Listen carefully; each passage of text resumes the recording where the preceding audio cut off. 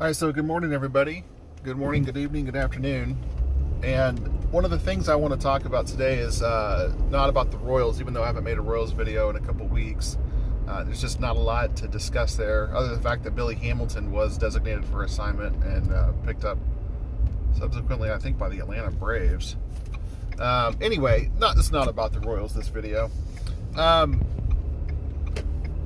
want to talk about some news that came out yesterday on the entertainment side about the Matrix franchise has announced that there's going to be a Matrix 4. And so there's been a lot of discussion about, what does that mean? And as for the 22 people that watch my videos, I don't prepare anything ahead of time. I see something and I want to comment on it. So this isn't edited. I don't do jump cuts. I don't do anything like that. We're just putting my raw thoughts out there. But I want to talk kind of a little more in depth about, storytelling and its impacts on the story on a larger narrative. So one of the things that, and I've always been very consistent upon, when I talk about anything in entertainment business, whether it be a movie, a TV show, a video game, something like that, when you have a self-contained story that has very high stakes, and then you try to make another story past that, it has to be something that we're emotionally invested in, and it has to be something that we can connect to and relate to. Otherwise, it feels cheap. So when you look at like the Star Wars universe, you see it, when the sequel trilogy, which there was a lot of excitement for episode 7, and then there was a lot of excitement for episode 8 because we wanted to know what was going to happen. But then there was this episode 8. It was obviously a very divisive film in its own right, but it was because the story was sacrificed for a more of a modern day message trying to be portrayed, and they didn't honor the characters there, and there was nothing there to build upon.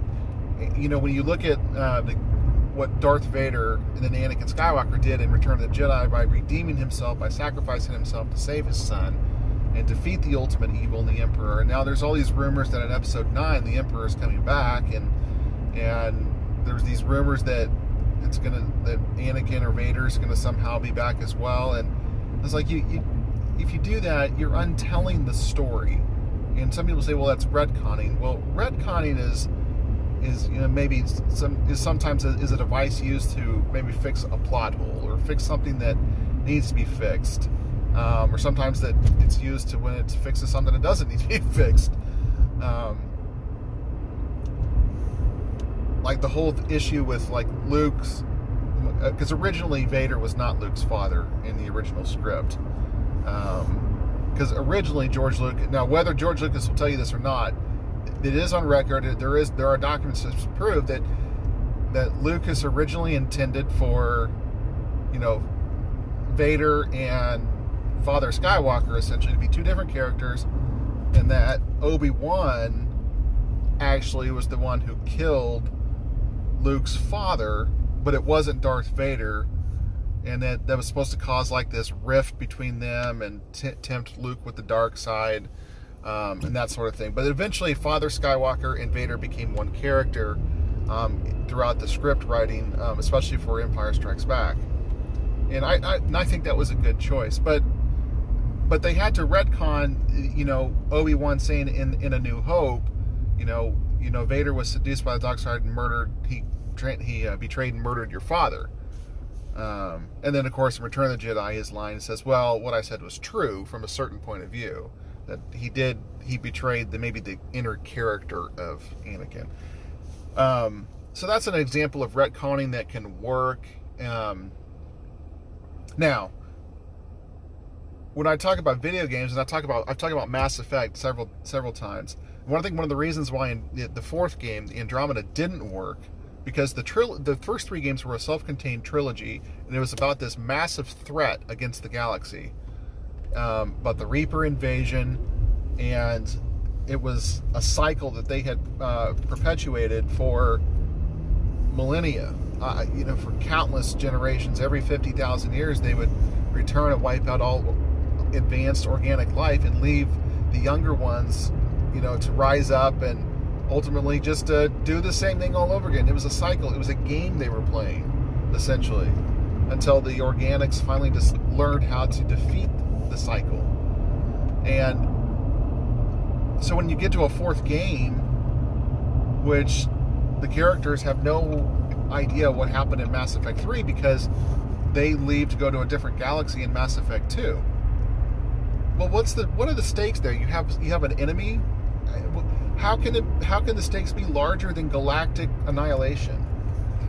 And this is my, so getting to the Matrix, this is my problem with the Matrix 4.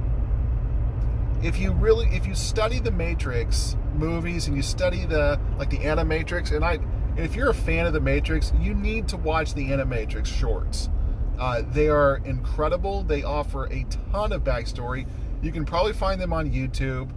If not, go to Walmart or go to Target or something like that and just, or go to Amazon and order the Animatrix DVD or Blu-ray or whatever. I got it in a set that I got when it was for my 26th birthday. So it's 14 years ago.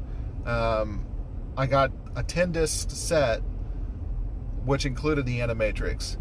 And it talks about how the machines were created, how they rose, how they did not want to fight humanity. They achieved, in all sorts of entertainment, we always see these stories. Like you look at the Terminator franchise, you look at, you look at Mass Effect for video games. Any type of, medium that talks about some kind of post-apocalyptic future with artificial intelligence, iRobot as well. The robots are always malevolent creatures typically, and artificial intelligence is typically seen as a bad thing for humanity. So when you look at the Matrix, when artificial intelligence was achieved and machines became sentient and self-aware, they didn't try to wipe out humanity. They wanted to work with humanity. They wanted to be friends. They saw that there was a natural coexistence that could be created and that could be had. And it was, actually similar to the Geth in Mass Effect, in the Mass Effect universe, but it was the organics that freaked out. And they're the ones who tried to create war with the machines, and the machines did exactly what was logical. They fought back. Just like the Geth fought back against the Quarians in Mass Effect. And then it turns out the machines won. They enslaved the human race. And that's how we get to the story of Mass Effect, or of the Matrix.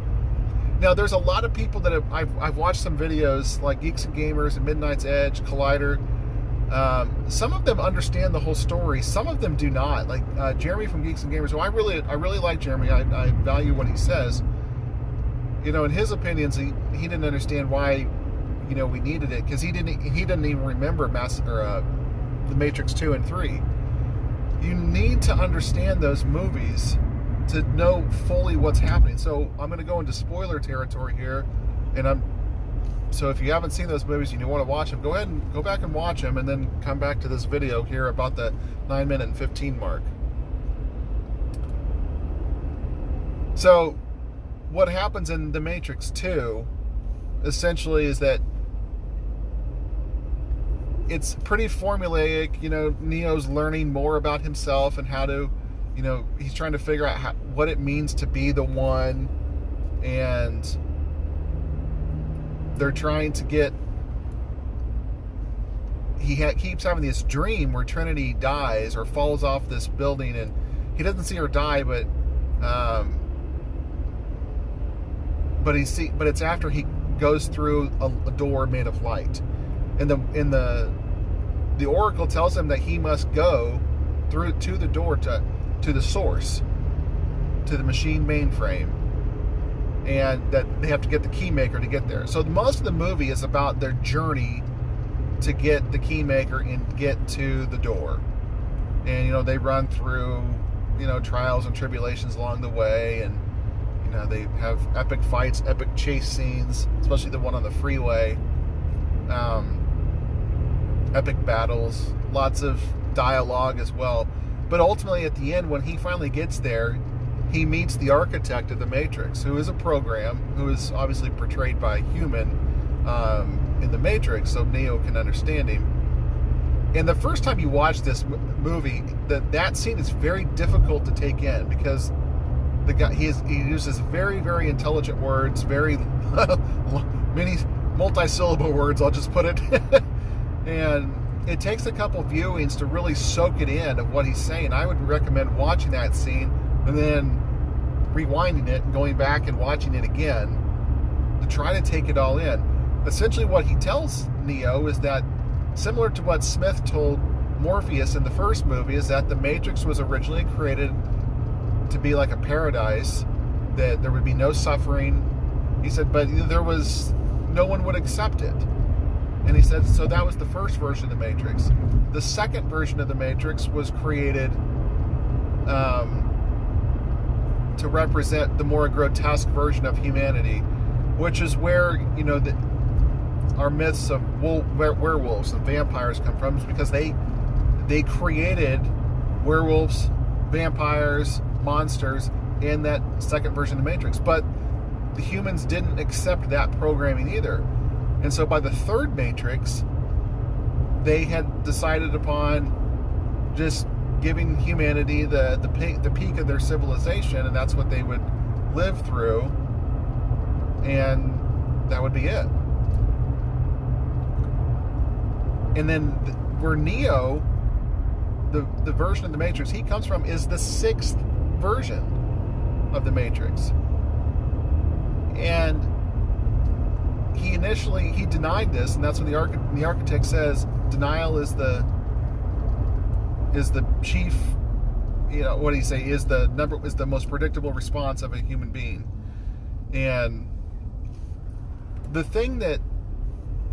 reason why the machines allow people to leave is because, and Neo it was the Oracle that stumbled upon this, was because on some level there was some that just could not accept the programming, that they knew something was wrong with the world. They knew that they couldn't, that this wasn't real. And as long as a certain segment believed that, it could potentially result in a system crash. And so the machines would allow 23 individuals at the start of each Matrix to live in Zion and rebuild humanity there, because the Oracle knew, and she taught the architect this, is that the chief issue was choice. Choice was needed in order to, you know, keep the Matrix going. That even if most humans would accept the programming of the Matrix, even if only on the subconscious level, that they had a choice to either stay in the Matrix or leave the Matrix. The difference between Neo and the anomaly, which is Neo, which is the one. Sorry, I got something in my mouth here. Hair or something. Neo, he has essentially he's the anomaly, but within his programming, which resides within him in the Matrix as well as in the real world, he needs to go. The reason why he needs to go back to the source is to upload his code essentially to the Matrix, so they can reboot the Matrix into the 7th version. Because if they don't, it'll result in a system crash, which will destroy the Matrix, which will kill every person there. And this is why the architect says, he says you can either A, go to the source, reboot it, but he also is saying, he's like, we will destroy Zion. He says we've destroyed it 5 times already, and he says, and they're getting very efficient at it. He says there's nothing you can do to stop it. And he's right. There is nothing the humans can do to stop the machines from destroying Zion. And when you go into the third movie, you understand the only reason machines didn't do it was because Neo brokered a truce, a treaty with the machines. And of course, that's a whole other discussion. But it comes down to the fact that there's so much more here than what we originally thought. Humans weren't just enslaved just on a whim. Now, they've been enslaved for even longer than Morpheus thought. They thought it was 1999, and Morpheus said it was closer to 2099. It was probably closer to 3099 instead. This has probably been going on for 1,000 years at least, or maybe even 2,000 years. And the cycle that would keep perpetuating, well, actually, he said they've been there for 100 years. So it's probably 500 years. Man, and I just got off on the wrong exit here. But it's because there's nowhere to get off at. There's construction. So, anyway, I'm losing my train of thought here a little bit, but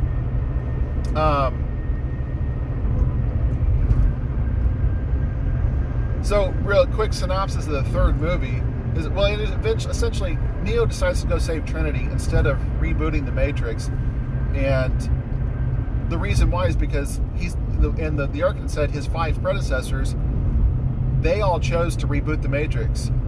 But the difference was that none of them had a personal connection to someone like Neo did. So it was different. This was slightly different than the 5 previous incarnations of the One. And one of the things that the previous ones all had a kind of a broad connection with humanity, and they understood their role as the Jesus-like figure, the Messiah. Whereas Neo somewhat understood that, but his connection to humanity was on a very personal, very intimate level with one person, and he chose to save her as opposed to everyone else. But by doing this, he shows hope and love, something the machines still don't understand, and ultimately that's what saves humanity in the end. Now, one of the things that in the third Matrix movie that we see is that most of the third Matrix movie exists in the real world, and the first half is pretty much the Battle of Zion. The second half is mostly Neo and Trinity going to the Machine City, and then Neo's fight with Smith. Ultimately, he doesn't defeat Smith. Smith defeats Neo and assimilates him essentially like he did everything else. But by doing that, see, Smith had taken control of the Matrix to the point where there was nothing that even the machines could do to get rid of his programming. He was infecting everything. They needed to have control over him, and the only way to do that was for Neo to be plugged into the Matrix while Smith takes over for him. Then the machines, remember, everything that, if a machine doesn't have a purpose, or a program doesn't have a purpose, it's deleted. Well, Smith's purpose is to be Neo's opposite. And if Neo doesn't exist any longer, neither will Smith. The machines, if they have control over him, can delete him. And that's what happens at the end of the movie, is that Smith is eradicated, the Matrix is rebooted, Neo sacrifices himself, and then there's a peace. The machines don't destroy Zion, and then anybody who is in the Matrix who wants to leave has the freedom to leave. And anyone and then it's not that the humans have to do these guerrilla-like tactics in order to release people. The machines will the machines will let you go if you choose on a conscious level or subconscious level that you do not want to be plugged into the Matrix. The machines will let you go peacefully and let you go to Zion, and then humans can reclaim their. And at some point, you think that, well, there's hope here. There's hope for coexistence. Obviously, it's going to take a long time, but there's hope to work together to maybe rebuild the world on the surface. To reclaim the earth. So that's where we're left. It's a very hopeful message for the future. So obviously, any type of movie, there's got to be some kind of a conflict that goes on. So The Matrix 4, this has been a long video, 20 minutes to get to this point, but The Matrix 4, and they said that Keanu Reeves is returning as Neo, that Carrie-Anne Moss is returning as Trinity. Okay, Trinity dies. I mean, she's impaled in the third movie, and she dies in a very heart-wrenching, gut-wrenching scene that will even the strongest skeptic will shed a tear or at least choke up a little bit during that scene. The score of that scene, along with the narrative, it's a very emotional scene. But she dies. Obviously, Neo dies to save everybody. From the original movie on the original ship, only Morpheus is still alive at the end of the third movie.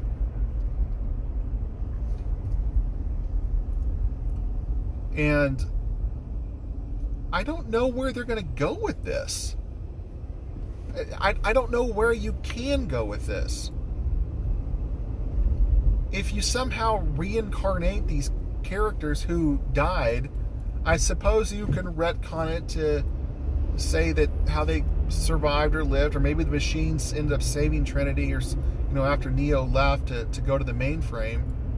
And he, as a Messiah type figure, you can always bring him back somehow.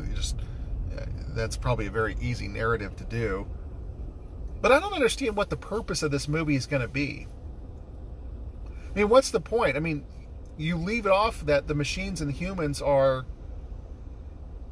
in a peaceful coexistence, and that they're going to have to work together to build towards the future. And that's what the Oracle is always saying, especially in the second movie. She says she's only interested in the future, and she says the only way we can get there is together. And that's ultimately what happens by the third movie, is that they get there together. They defeat Smith, they save the Matrix, but they also save Zion. They save both. The machines save what they need, the humans save what they need, and they peacefully coexist. So what kind of story can you have where there's going to be some kind of another conflict? What's left to tell? If there's another conflict similar in the vein of what's been happening, then I don't understand the point of that. That kind of means to me that what happened in the first three movies might be all for naught. And the reason why I think they're going to have to why they may end up doing something like that is mainly because the main characters are all coming back.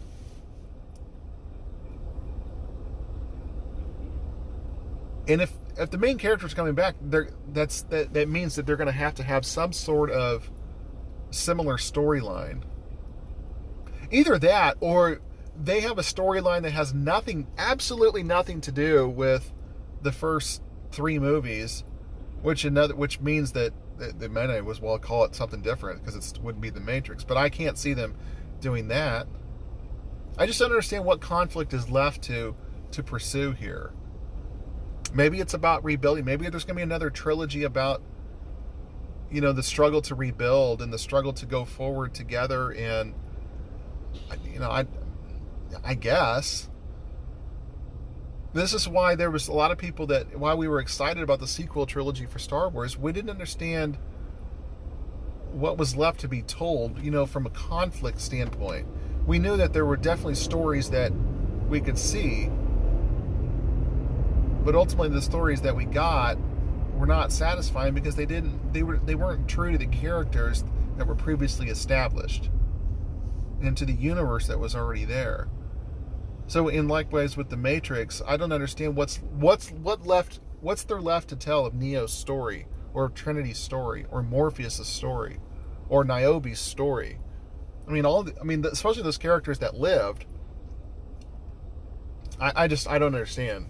So I'm a big fan of the Matrix, as you can tell. I rewatched this trilogy not long ago, just like within the last several weeks, and I watched it with my daughter. Skipped a few scenes that's not appropriate for a kid, for a preteen kid, but she really liked the story too, and I'm a huge, huge fan of this franchise and of the story and the narrative that it tells.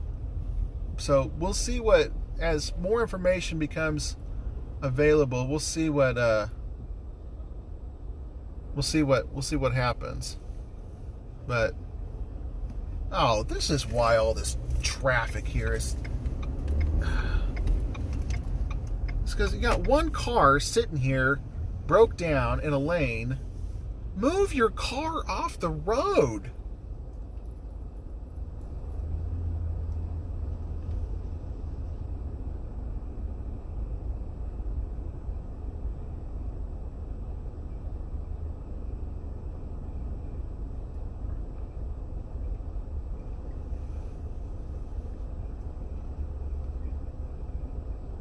Yeah, as I'm sitting here just staring at it is what it is. I understand cars break down and whatever, but it's taken me 43 minutes so far to get to work when it normally takes me like 15 minutes. I've been able to make almost a 30-minute video. I didn't start it until halfway, what I thought it was halfway through my journey. Anyway, so that's my thoughts on Matrix 4. Let me know what you think. I'll talk more about this as we hear more information about it. Talk to you later.